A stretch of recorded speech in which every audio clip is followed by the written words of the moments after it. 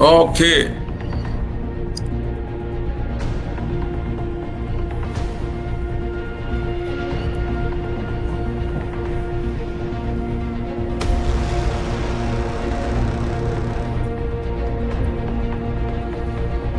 Just a moment, people.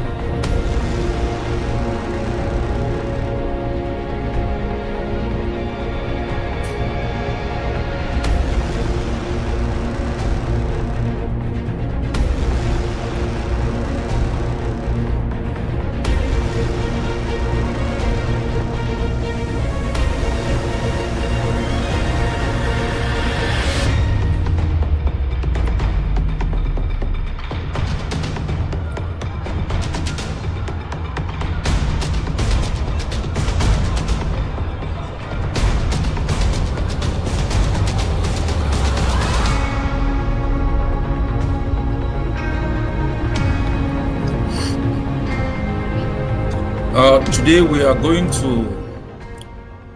to cover a wide range of topics.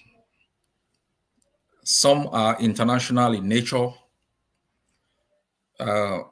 Some are continental in nature, but most will focus on the Amazonian liberation and its importance in the liberation of other peoples who are fighting for independence, especially within the continent of Africa. I want to greet my fellow Amazonians on ground zero. I want to thank our citizens who are already in lockdown mode as we collectively stand in rejection of the 20th of May celebrations in Amazonia. I also want to thank our prisoners of war for their sacrifices, for all they are going through in the name of Amazonia. We are at a critical juncture in our campaign, in our struggle for freedom. We have achieved a lot through the combination of intelligence, strategies, and different domestic and international campaigns. I have described our strategy as the South African model. If you study the ANC model of liberation, it was focused on international awareness about the suffering of Black people in South Africa, the different laws of segregation, and the dehumanizing effect of the apartheid laws. They were engaged in a lot of international awareness campaign for the purpose of isolating the South African regime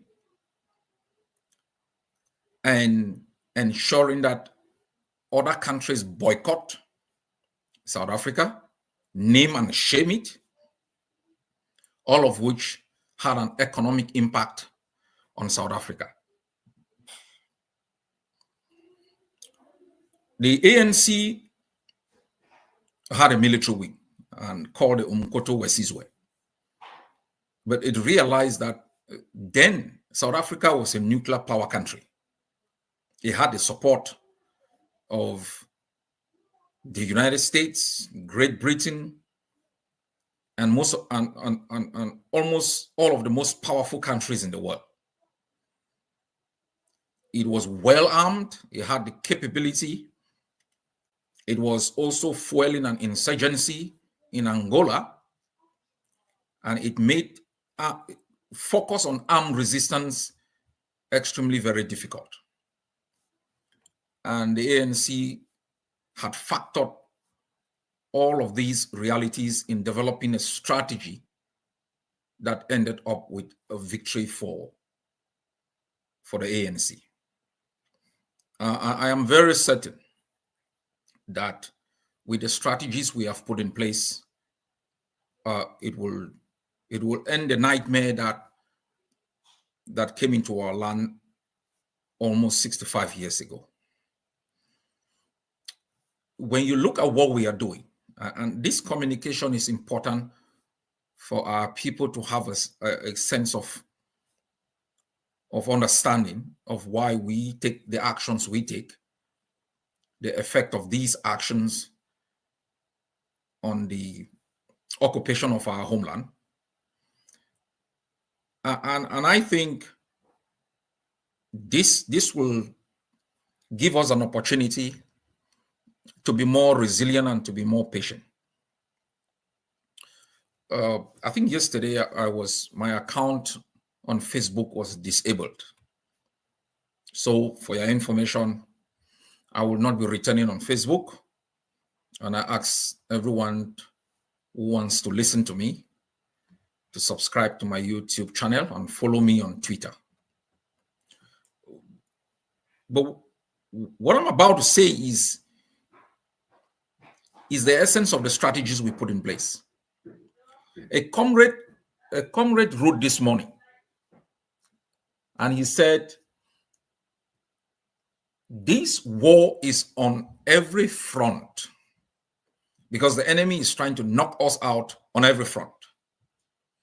Let's look at it this way.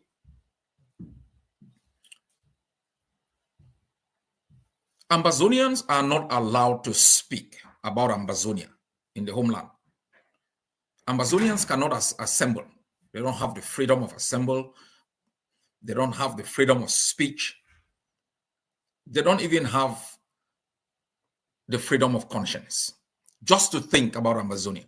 We are aware of a pastor around Meme who was butchered in broad daylight for simply expressing his mind about where he stands. Teachers cannot talk about Ambazonia. They don't even have the right to teach about our history.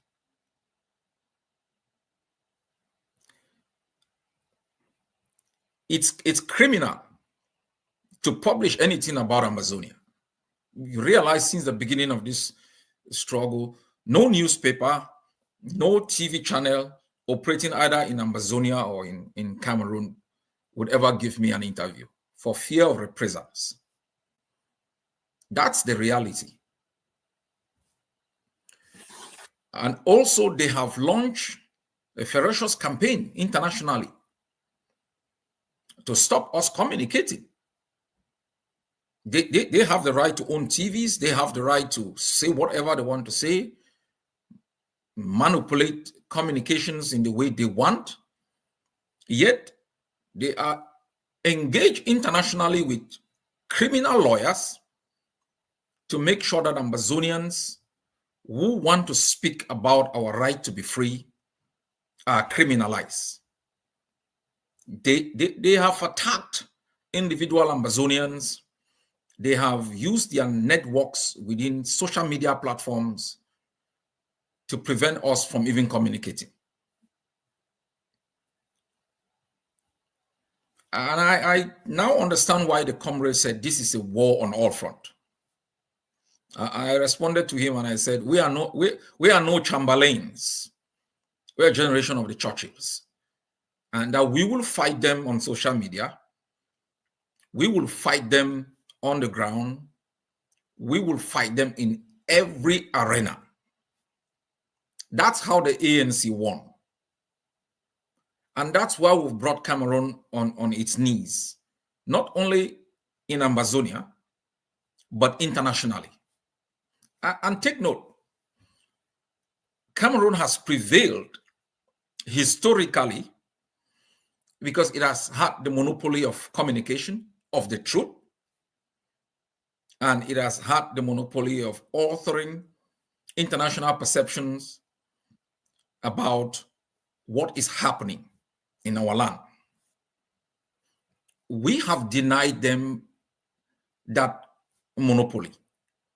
We have been engaged internationally about our struggle, the justness of our cause. And I'll talk about this because to reduce the Ambazonian struggle for freedom to simply a struggle for independence is negating not only the facts of history, but also the facts of law and the right of our people to self-preservation. And so I'll talk about this to debunk the argument by regime apologists and colonial apologists that our struggle for freedom is simply about the creation of an uncertainty in the name of a new state. No, it's not simply about the creation of a supposed new state, but it's about the right of our people to self-preservation within a space and under a government that is dedicated, to their own well-being. And so we have been able, in equal measure, to speak to the international community, to communicate our views, to articulate our positions, and to talk about the rationale of the existence of our country and its benefit, not only for regional security, but for international peace, security, and development. Because what the international community is dealing with is a pariah state that is highly indebted, that's criminal in nature, a state run by individuals who've looted the treasury, dismantled essential infrastructures and institutions that can safeguard life, dignity, and other essential ingredients of the survival of a people. That's what they are dealing with. They are dealing with a cartel. And what is the alternative? The alternative is Ambazonia. What we cannot accept is that this cartel and its activities go unchallenged. So we have been able to successfully articulate our own position, the justness of our cause, the rationale of our resistance. I hear people say our people are suffering, and it would be wrong not to admit that our people are suffering. But why are they suffering? Are people suffering because of the last 7 years of armed resistance? Or are people suffering because of the last 60 years of occupation, extortion, violence, and economic decay? Where are people enjoying before the armed resistance? Did we have better schools? Did we have a better health system? Did we have a better legal system? No. Yes, our people are suffering, but our people are not suffering because we are up in resistance. And we should not give up the resistance because our people are suffering, because it will not end the suffering. The South Africans resisted the apartheid system for more than 50 years. Do we think if they simply just acquiesce to the white supremacist rule, their lot would have been better? Do we think if the Eritreans simply gave up and allowed Ethiopia to occupy their land, they would have been better off? Eritrea fought for close to 23 years. I said in one of my outings, at one stage in the resistance in East Timor, when their leader had been captured, the East Timorese had been defeated, the resistance crumbled, and the remnants of the resistance, including, the scattered population, had migrated into the jungles. Do we think if the East Timorese simply said, well, we will rather have peace under Indonesian occupation, and so we will give up our right to our homeland to be free and simply submit ourselves as slaves to an external actor whose presence serves only its interests? These are questions that Ambazonians need to ask and answer. And I have giving basic parallels in our own lives. Our own individual lives is fraught with difficulties. We don't give up because it's tough. A woman, your mom does not carry you in her womb for 9 months, understanding the difficulties, and simply at the 7th month, when it becomes more difficult, and she says, "Well, I'm gonna have abortion," because of course, having the abortion will give you a period of reprieve. Is that what we will do? Our people are suffering because of the presence of an illegal country in the territory of Amazonia. They are suffering because that country's presence in Amazonia does not serve Amazonia's interests. It does not loot our resources and replicate in building better schools. It does not make investment in the production and marketing of alcohol and amassing profits of almost 200 million amber and investing 50 million back in communities, in building schools, recreation areas for our children to play, and helping in setting up health centers for our people. That the MTN does not make $45 billion in profit as it did in 2023 and makes an investment of 20 billion back in Amazonia that creates opportunities in employment, creation of wealth for the benefit of the Amazonian people. They don't do these things because the structure of the occupation is such that they see our land as a plantation that should be looted. If we do not change that calculus, for the next 200 years, nothing will happen. We will get up one morning, the roads that we had in 1961 will become waterways.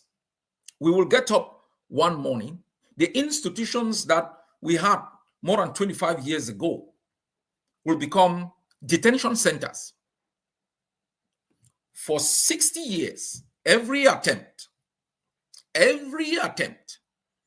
are altering this calculus of Cameroonians, and the Cameroon regime has been rebuffed.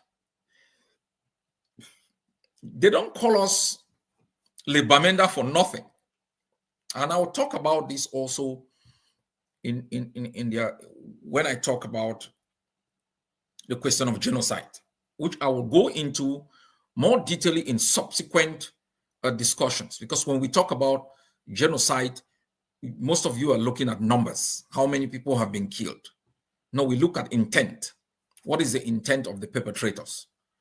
And that those were key concepts examined in the case between South Africa and Israel in the ICJ case, and even in the case between Serbia and Kosovo, and in cases that have been adjudicated concerning especially the Rwandan genocide. So they call us Le Bamenda for a good reason. They call us 2 cubes of sugar because these people cannot understand how their slaves suddenly gets up one morning and they say they're talking about freedom. And that's why they are mad. That's why they are burning our villages, burning our cities, burning our homes, because they cannot understand how these Le Biafran, how these Les Anglo, how these Le Noso, Le Bamenda just get up one morning and they're asking for what are they asking for? What are they asking for? That's why they are mad and they are killing our people. They kill soldiers and then they carry their bodies to the square. They will teach you who we are and they will tell you where you belong. So you have to understand these barbarians and why they do the things they do. And I'll also talk about the guy who has started giving interviews, General Buba. You have young boys in Burkina Faso, Niger, and other places rising up, taking over power, safeguarding the interests of their people from external imperial rule. You have some barbarians, old barbarians running in the bushes of Amazonia, killing, raping, and feeling empowered. We will squeeze them. I will have this this conversation. This discussion is also to make you to understand that you are powerful, and they fear you. They fear you, and you should not give up because it's difficult. Nothing is ever going to be easy. So for 60 years, and I'll talk about key events. And because today is the 18th of May, and on Monday is the 20th of May, I'll talk about it. And this is important because, as I said, you cannot understand why an Ambazonian pastor in Mator cannot express his desire for Ambazonia. He's immediately killed. But these barbarians think, oh, well, on the 20th of May, they should rally people on the street, to raise Cameroon flag. That the individual Ambazonian cannot raise their own flag as a symbol of their nationalism. The flag is not a rifle. That is, the Ambazonian cannot have in their phones their flag or have names of people standing for them. They check their phones to see if you have the name Ayaba inside, or if you've been communicating in chat groups. And if you have, you are detained for simply communicating about a desire to be free. It is not a desire to enslave Cameroonians. It's not a desire to remove Paul Biya from his position. It's just a desire about your own nationalism, about your own desire to be free. They don't want you to talk. They don't want you to assemble. They don't want you to communicate. Yet, they want thousands of people to march on our street celebrating a day of cowardice. And they will invest millions and millions of dollars to make sure that happens. So they can show that they are in charge. So they can show that Cameroon is one and divisible. Did I say divisible? Because that's the reality, right? So this is the fallacy, this is the fantasy of a collapsed system, of a mentally deranged people. They get up every morning, they have the fantasy that the guys of Le Bamenda, Le Amba, Le Zanglo are some toys that they can remote control. And if we dare not toe the line, and then they send their barbarians on our street, they kill our forces, carry their bodies, they go and expose in the middle of the street, and that is triumphalism. That is big Cameroon. That is civilization of the 21st century. I am amazed how somebody can contemplate that us, Ambazonia, should submit itself to this level of barbarism. To a people we have fed all through our existence. We aren't stupid. We may not be powerful, but we aren't weak either. We cannot contribute 60% of the GDP of the budget of the barbarians and receive bullets, graveyards, cemeteries, death, and destruction in return. And then we should be singing Dimabola and clapping for them. Quick for land, Vonumon. And I don't want us to look at this issue as an issue of, we are maybe fighting for independence. No, just look at basic reality about our existence. The misery that has been imposed in our land, the uncertainty, the calamity, and the disgrace that we go through on a daily basis because of some adventurers who possibly got confused and never knew where their borders ended. So this struggle is not simply a struggle for the Ambazonian people and the right of the Ambazonian people to be free and to exercise, their right within their own space to have a better life. This is a struggle for the people of the continent. And that's why our alliance with Biafra is essential. My fellow Ambazonians, let me go back into talking about the deprivations that we continue to go through.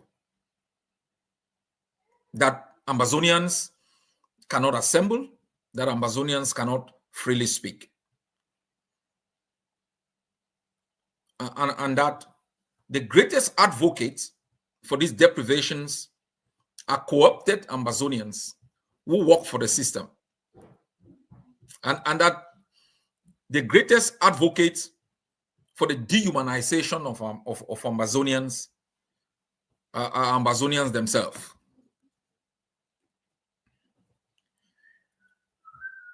You see, even some of you listening to me, you have a weak spirit.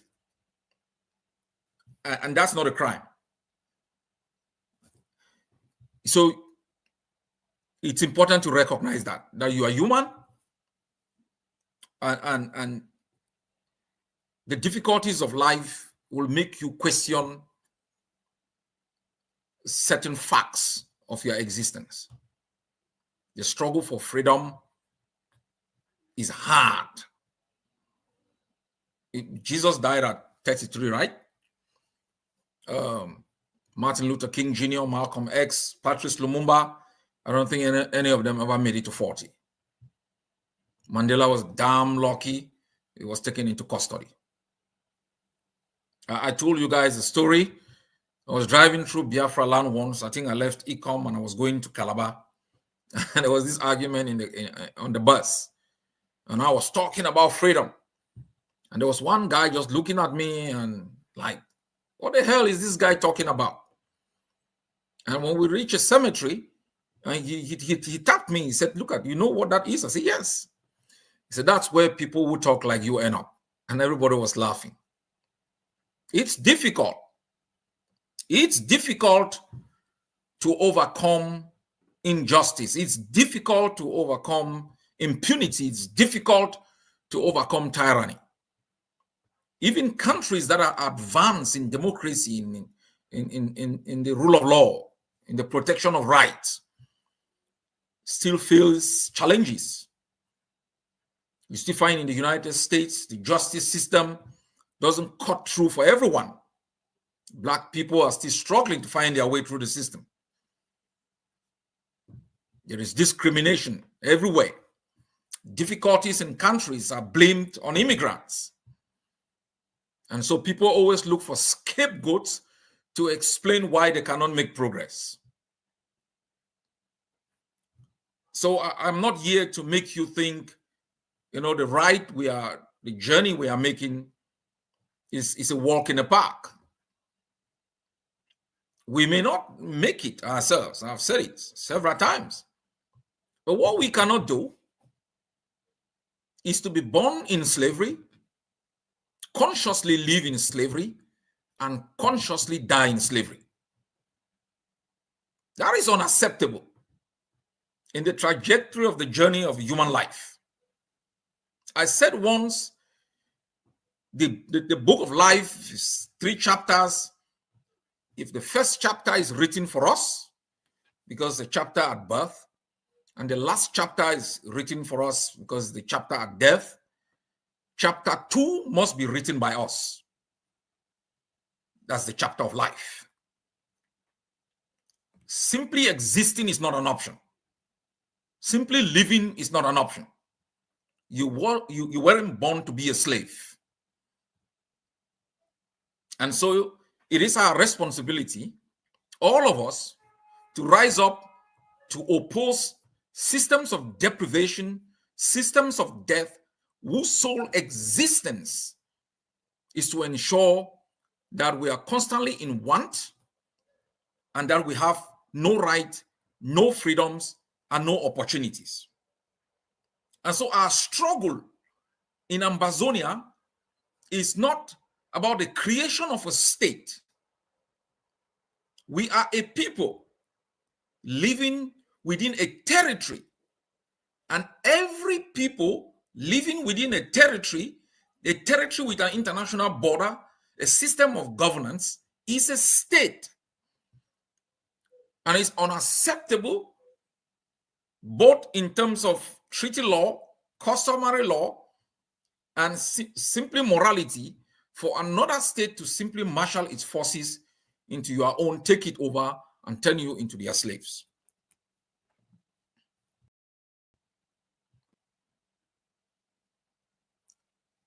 Our struggle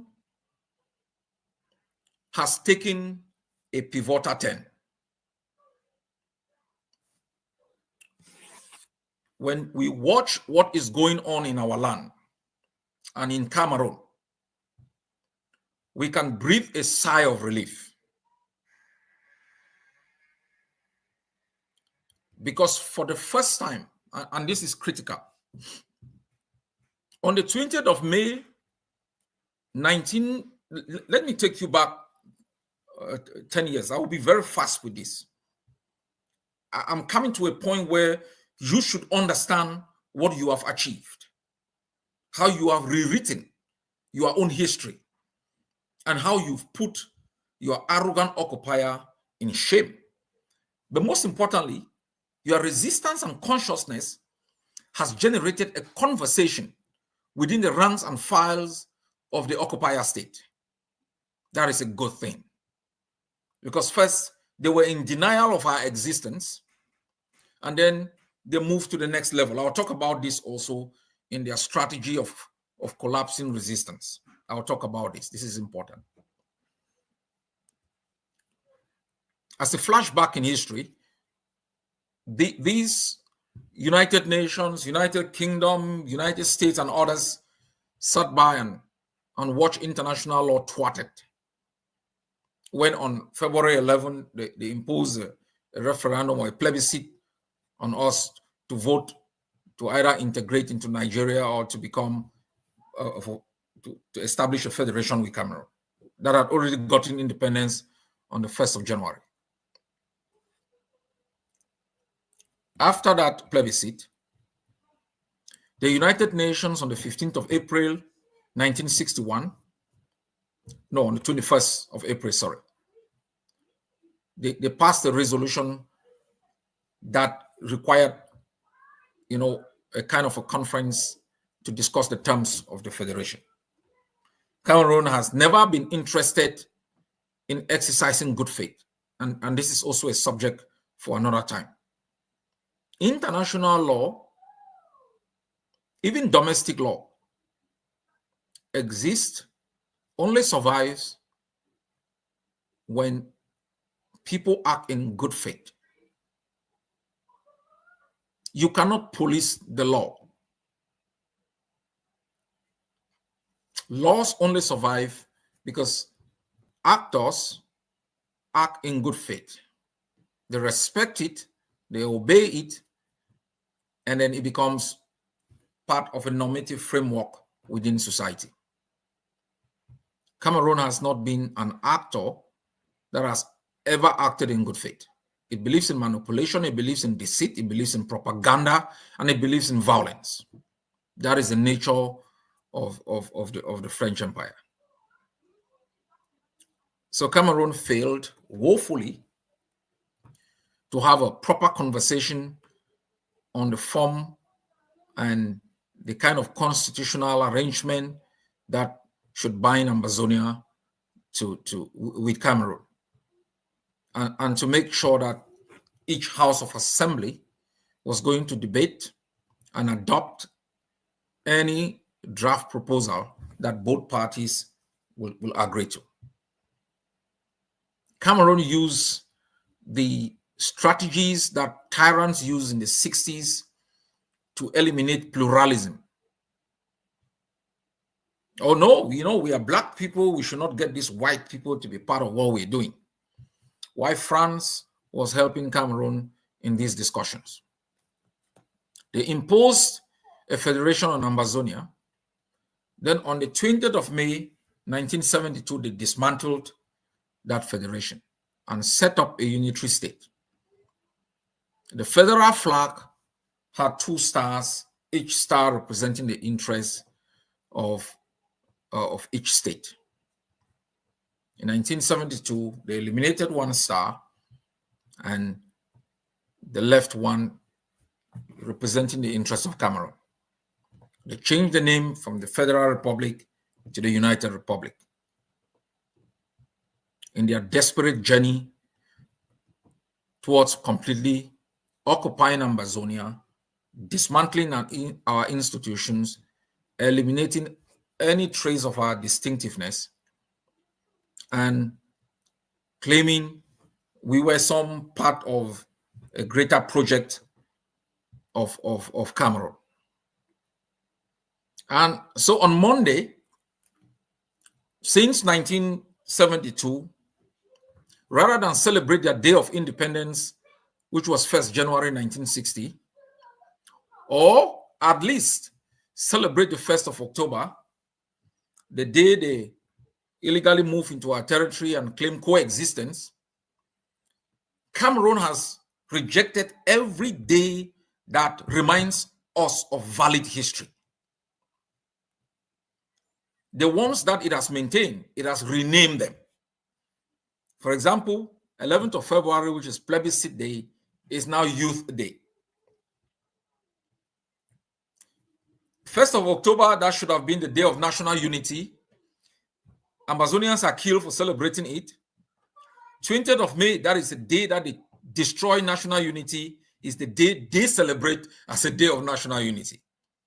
This is a country void of history. And any people void of history have no future because they don't have any precedents to rely on. They have nothing to look back to. They have nothing to celebrate. They live in deceit. And so since 1972, they have forced Ambazonians at gunpoint to march and celebrate a day of their own occupation. That is why I think 10 years ago, I banned from Brussels the celebration of 20th May in Ambazonia. And I am glad that in the past 7 years, Ambazonians have upheld that ban, making sure they do not become part of the instrumentalization that Cameroon has orchestrated in our land. So we have called for a lockdown for 2 days. I know Amazonia is already locked down. That's good.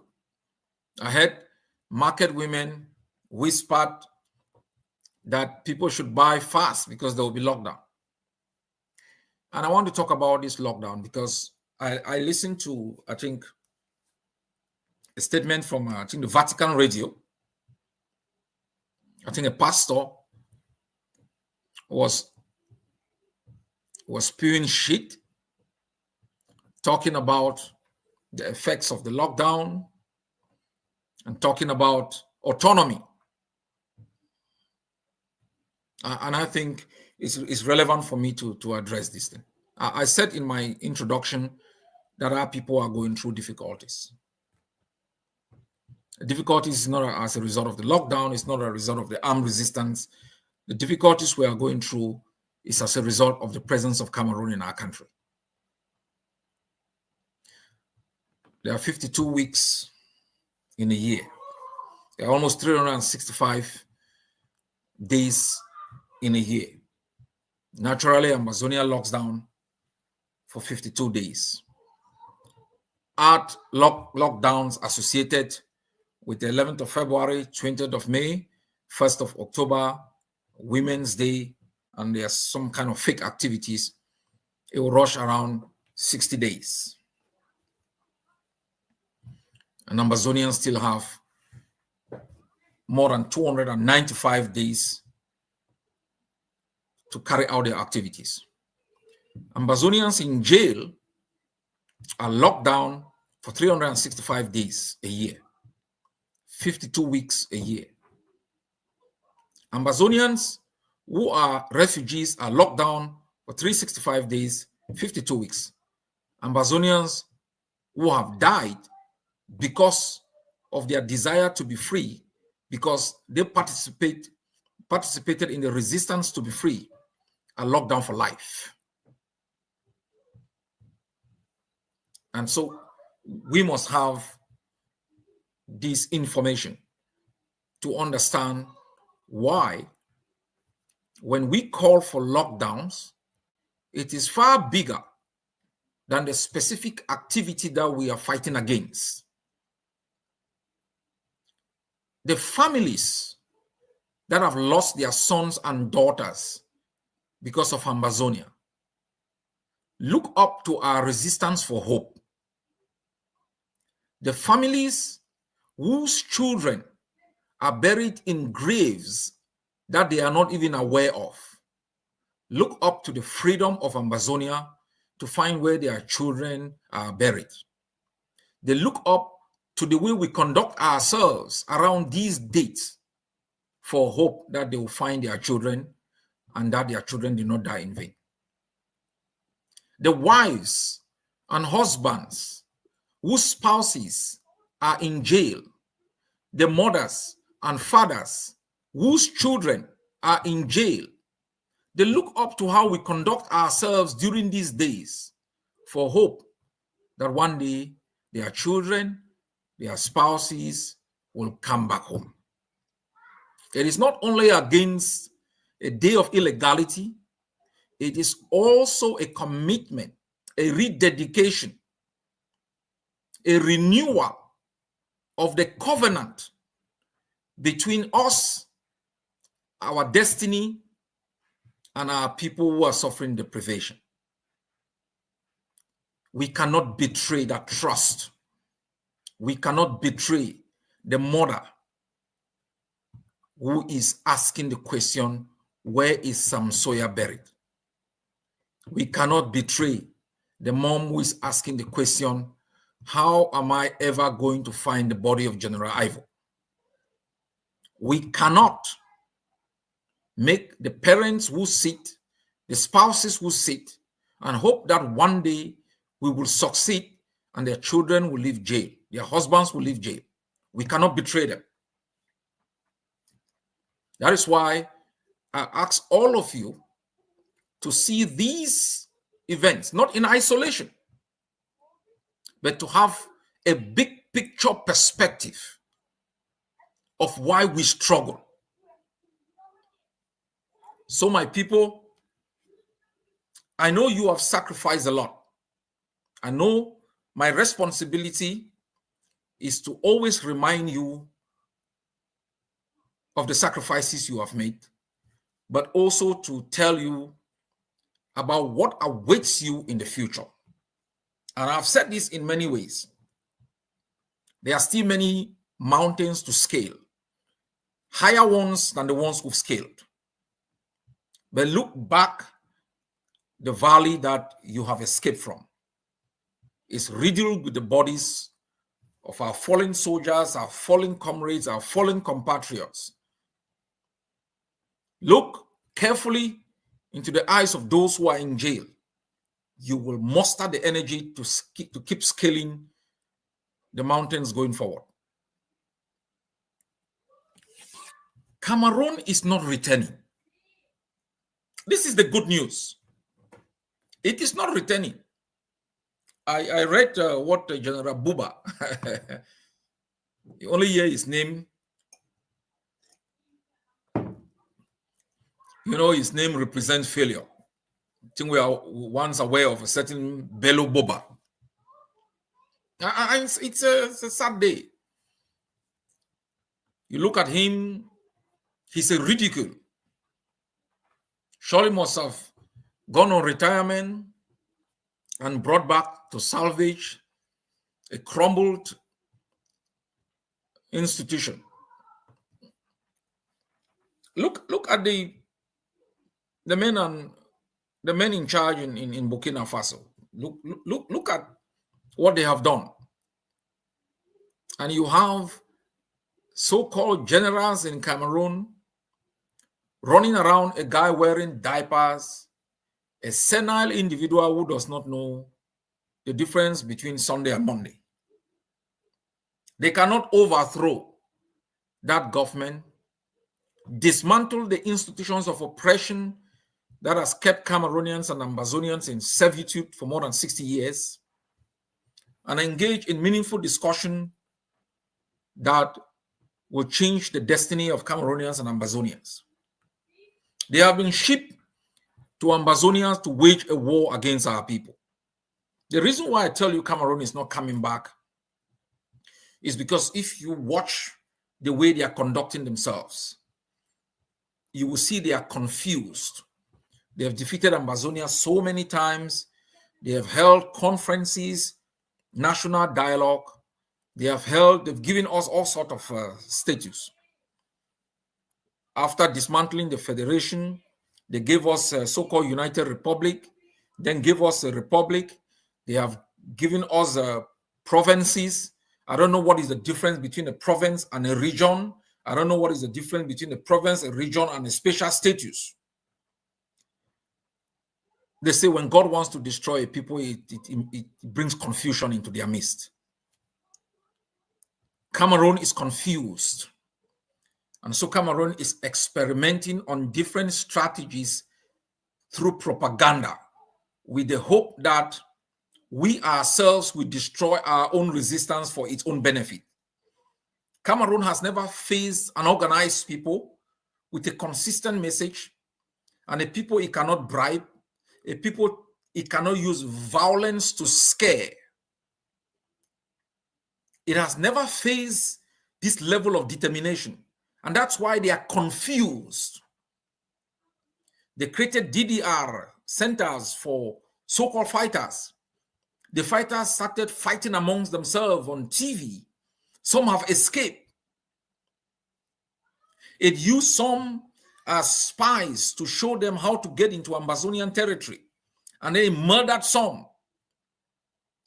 They heralded, they pushed a guy down there in Fako called Moja Moja, who murdered Ambazonian civilians, stood on their body, and hail Cameroon, hail the green, red, yellow.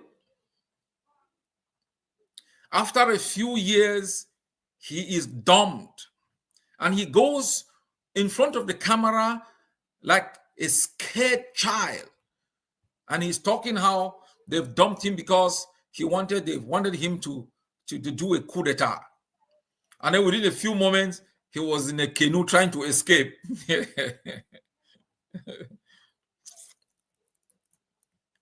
My people, they are confused. They don't know what victory is. They don't know what victory is. That is why they are doing proclamations time and again about something so tangible as victory, because they've never felt it. First, they denied that there was even a problem existing. In their classic strategy, they thought denial was going to put a problem away. When they denied it and it didn't work, they tried to criminalize those who are risen up in resistance. They said, well, there were a band of extremists who are criminals. And then they created their own problem, which they wanted to solve.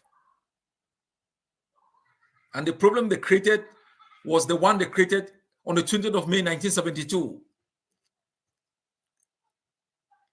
And then they arrested all those who had been clamoring for the real problems to be solved, put them in jail, and then selected their own people to come and help them solve the problem that they have created. Banana Republic, right? Banana Republic. So they assembled in Yaoundé and then gave each and every one of the traitors they had assembled a special status, and then go out when it doesn't work to blame us that were not even in their conference for not having accepted what was never offered us.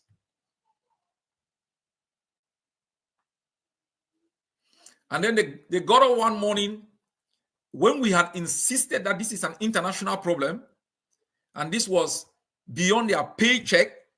They were incapable and unwilling, and that they must accept international mediation. They went to the Swiss and asked, how do we create a facade of an international mediation? The Swiss took the bait. Ambazonians went there. La République didn't show up. Then they eliminated the Swiss. They called the Canadians and said, how do we create a second facade? Because they wanted to show that Ambazonia was divided. We bonded like one people hungry for freedom. We went to Canada. We showed them pepper. They went back confused. They said they were not in Canada. We said, no problem. Now they have started an underground movement again. Look, you cannot solve a problem you deny does not exist. You cannot solve a problem when the actors that you are supposed to speak with, you've put them in jail, you've murdered them, or you've criminalized them. Until Cameroon will recognize that there is a people called Ambazonia, until Cameroon will recognize that it violated the terms of the coexistence and created a state of occupation within Ambazonia, until Cameroon will recognize that that state has existed on the premise of violence, extortion, abuse, historical revisionism, and denial, until Cameroon will recognize that it continues to treat Ambazonians as slaves and captured people. It will never accept a genuine platform upon which a solution can be found. They call it profiling courage. It requires courage to stand up for the truth, even if you lose. It requires courage to recognize the ills you have committed against the people. It requires courage to take responsibility. It requires courage to walk halfway and meet them and have a proper conversation, recognizing their pain, the contributions you've made towards that pain, and to sit down and find a solution. If you think propaganda, distortion, violence, continuous killing, international manipulation is going to keep you in Ambazonia in security, you are playing with Dante's Inferno. You are playing with Dante's Inferno. We are determined to end Cameroon. We are determined to end the existence of this criminal cartel called Cameroon, and to support Cameroonians to overthrow it, dismantle it, and establish a polity that serves the interests of Cameroonians and can live in peace with its neighbors. Nothing again will ever exist on the basis of violence and historical revision, and that is being hailed by the international community. Tomorrow, I will be having a very important meeting. It will be consequential. And I say this to the actors who are operating in Ambazonia, to the international community. And I say it to you Ambazonians to be prepared for harsher days. Harsher days. We will escalate. We will escalate. As I said, the South African model is coming. It will begin domestic before it goes international. We will escalate. We will humiliate Cameroon. We will make them see Pepe. They will know Amba is not their mate. Now we are still going around policies. We call 1 day, 2 days lockdown. They are complaining. 1 day we'll lock the entire territory for 1 year. Yes, we will lock the borders. They are complaining. We are sending food to them. We will shut down the food. Push come to shove, we will ask them to evacuate the land. We will escalate until they leave. We are not going to compromise. And going forward, and that will be discussed tomorrow, and I'll be proposing to the Hague of C to adopt it. Any international organization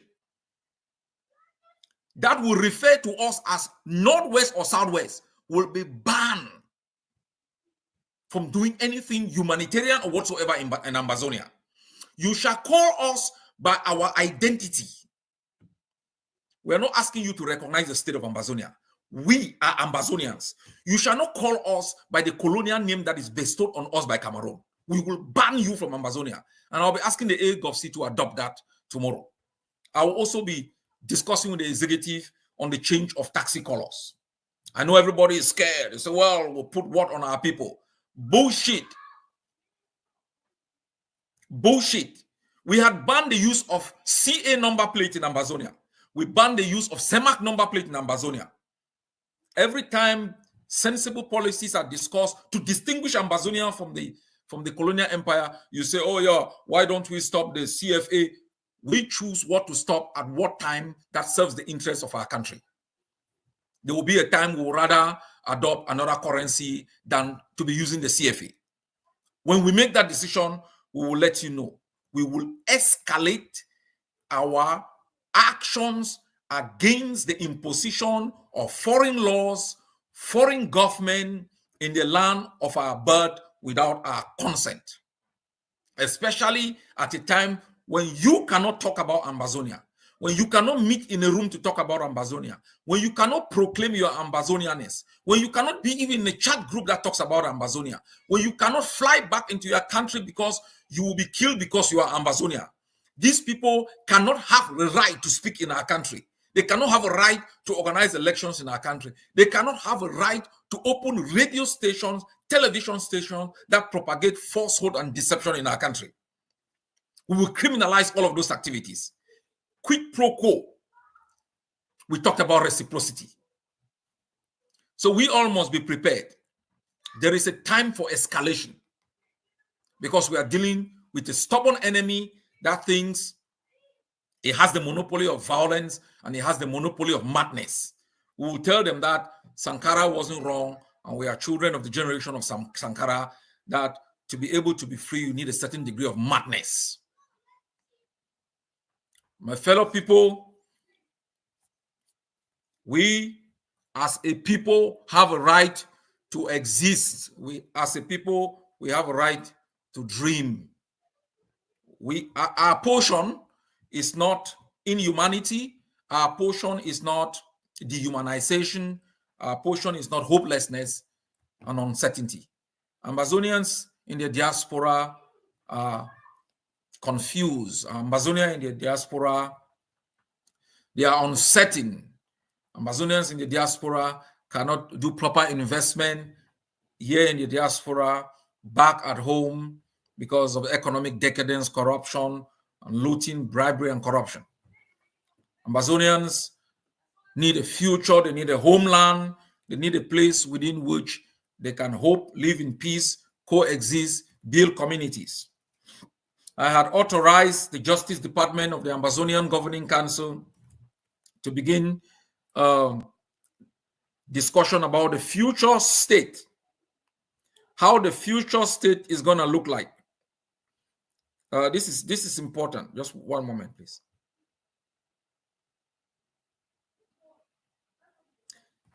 The governance, infrastructure, and structures of Ambazonia before the brutal events of colonialism and the brutal European war, come World War, was done by the individual chiefs together with the various natural government structures known as the Kwefu, the Nwerong for the grassfield areas, and councils in the coastal areas.